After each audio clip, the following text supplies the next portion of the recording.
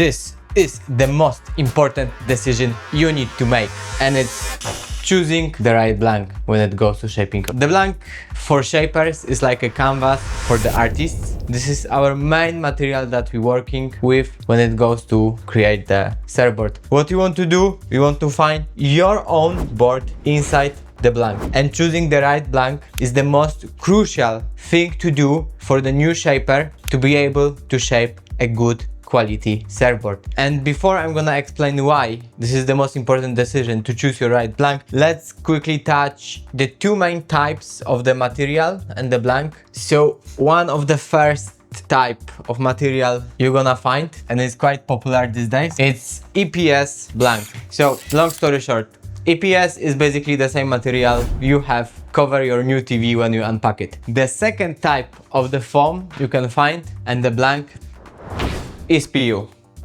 PU is basically the foam you use to seal your windows, but in terms of surfboards, it's just a bit more advanced. EPS is made out of small, tiny balls, when the PU is more as a one-piece closed-cell foam. So, which type of blank is better for someone who starts shaping and wants to shape his first board? Well, long story short, EPS is the real pain in the ass for almost every step. When it goes from shaping, the glassing, it's just tough. PU is simply easier because it acts more like a one cohesive piece instead of a bunch of tiny balls that are connected together. It's easier to achieve a smooth, nice finish with the PU than the EPS. Now, the biggest problem, or maybe not, it's not a real problem, but what the most of the beginners will choose, especially looking for the cost-effective way, they're gonna go with the EPS. Because with the EPS, you can buy the blank or you can do your own, which in total gonna be cheaper for the blank itself. But it's gonna be harder to shape, and the total cost of the build of the board is gonna be way more due to the fact that for the EPS you need to use epoxy resin, which is way more expensive than the polyester resin. Otherwise, the polyester resin will just melt your core. Now, for the PU, you can use epoxy or polyester resin. And yeah, polyester resin is just cheaper, more toxic, which is a bummer, but it is what it is. And actually easier to work with than the epoxy and requires less perfect environment. So, which one of these two materials you should choose for your blank? Well, I would say PU.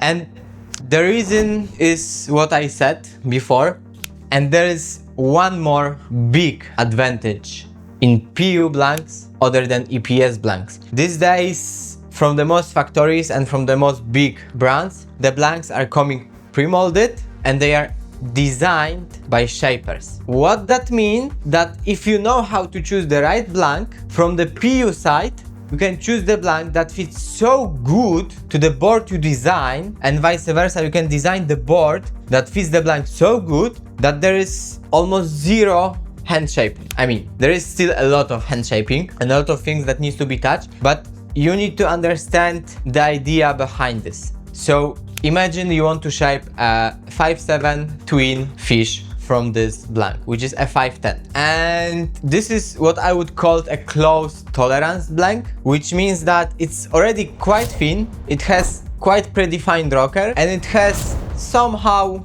already predefined the deck thickness across the rails. And what that gives me is, when I'm gonna be designing the board, I can fit my board right into that blank and there is not too much material to be taken off to shape your board. This is important because when you're starting, you don't know basically how to do it. And imagine that you want to shape, again, the 5'7" fish out of 9-0 surfboard blank. Trust me, that's gonna be pain in the ass. You need to do a lot of changes into the blank itself to be able to find your board inside the blank, which just gonna introduce so much error that you're not gonna make your board. And especially at the beginning, we want to minimize the possibility of any kind of error. So that's why we want to choose a good PU blank. Now, let's speak back about the EPS. Okay, the EPS if you're gonna decide to do your own, basically you're just gonna have a block of the foam, which there is the ways to do it, but at the end of the day it's quite tough and it's not gonna be a pleasant work and it's not gonna be a pleasant experience at the beginning. And I know there is some guys that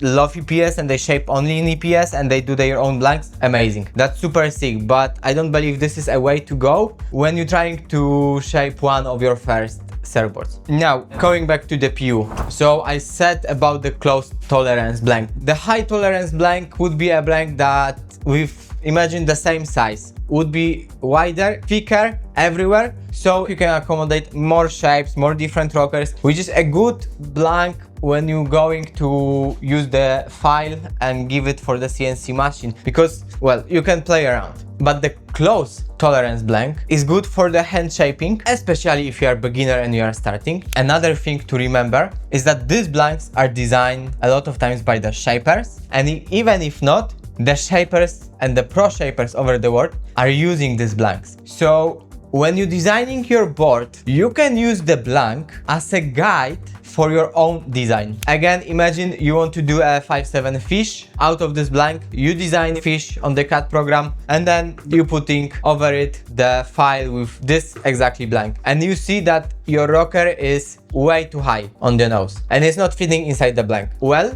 there is a huge chance that your design will not work, especially if this is your first couple of boards. So you need to trust the blank, but to be able to trust the blank, you need to pick up the blank. So let's go and let's speak about choosing the right blank.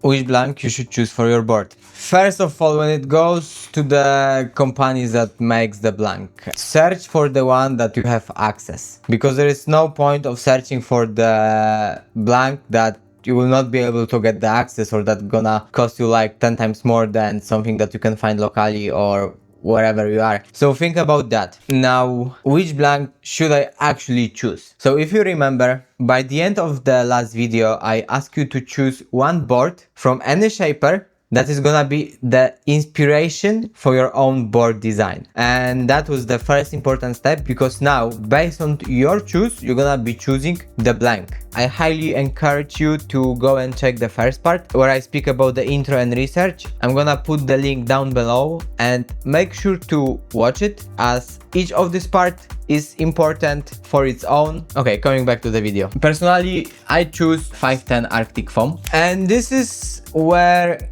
I'm gonna show you the idea behind the close tolerance blank and the high tolerance blank. And yeah, so let's go to the Arctic Foam website. We're gonna go to the blank catalog and let me scroll to the fish blanks, as this is the one I choose for myself. And you can see that each of this blank has some markings, S, BF, and the other stuff like that. Each blank catalog gonna have their own markings and description, so it's nice to go for their native website and see what they have in the catalog and to do the research, how they explain what is for what and which blanks do for what, which density, stuff like that. Just go read and you're gonna be fine. Okay, so now we arrive to the blank that I ordered. So the blank I have is the 510 MF Fish. And the reason I took this, because I'm gonna be doing quite short board. It's gonna be 5.6 or 5.7 for the sake of this tutorial. Now, it's a good rule of thumb to choose your blank around 4 inches longer than the board you're gonna shape. It can be a bit less, like 3 inches, for example, 2 inches, but then you are like really tight for the space you're working, which is a good thing with the close tolerance blank, but keep in mind 4 inches is like a sweet spot. I would not go more than that, because the longer you're gonna go, the more the difference is gonna be. The more changes you need to introduce into the blank itself to find your board inside it. It can introduce you to a bunch of errors. So yeah, I choose the 510 and this is what they have. This is the only 510 they have here. But what I want to show you is this blank, 62F, and below you have 62MF blank. And what you want to do is to go over the measurements, check what's going on the nose and the tail. So the F version has only 5/8 inch. Sorry if I'm saying this wrong in the inches, because I'm the European guy. So anyway, let's go to the centimeters. So you have like 1.59 centimeters. Cool. The MF thickness is like over 3 centimeters, almost 4 centimeters thick. The same goes to the nose. There is a huge difference in the thicknesses. If you're gonna choose to buy the MF version of this blank, of this 6-2 blank, you're gonna have way more material to take down when it's gonna go to shape your own board. Yes, also you have more room to play when it goes to designing the board, but just don't make your life harder. The more close tolerance blank you're gonna choose and you're gonna fit, for example, your rocker inside this, it's gonna make you less room for error, and it's gonna ensure you that the rocker you design is gonna work. Use the blank as your learning tool to design the board. And I would say this is one of the most important stuff you can do. If you're gonna choose a nice close tolerance blank, you will be able to shape a board almost effortlessly because the blank gonna dictate it you the design you're gonna make. This is why I ask you to choose the board in the first video, because the board you want to make gonna dictate the blank you're gonna choose. But the blank you're gonna choose gonna dictate your actual design. To wrap these things up, aim for the blank that is overall thinner, has a thinner nose, thinner tail, that has a domed deck, which means that the deck is not flat, but here it depends what you want to actually shape. So usually the fish blank's gonna be a bit more flatter, the shortboard blank's gonna be more domed. This, I would say, this is up to you to choose. That are flat on the bottom, and yeah, the company you have access to. If they don't have the catalog, email them for the catalog. It's super nice if you can find the measurements of the blank, not only the thickness and the length, but the measurements over some parts of the blank. This is kind of important for the next video where we're gonna be designing our board, so think about that. And yeah, you can write the email to the company and ask for the CNC catalog, or like the file catalog that you can open on the CAD program. So it's just gonna make your life easier. You don't have to kind of rough design the blank before gonna design your board, but this is for the next videos. So what I want you to do now is, you have already your board inspiration that you choose on the first video. Now I want you to choose and search for the blank that you're gonna be using to shape your board. Remember, the more close tolerance blank, the better for you to design a board and to easier for you to actually shape the board. So just make your life easier and make sure to choose the good blank. See you!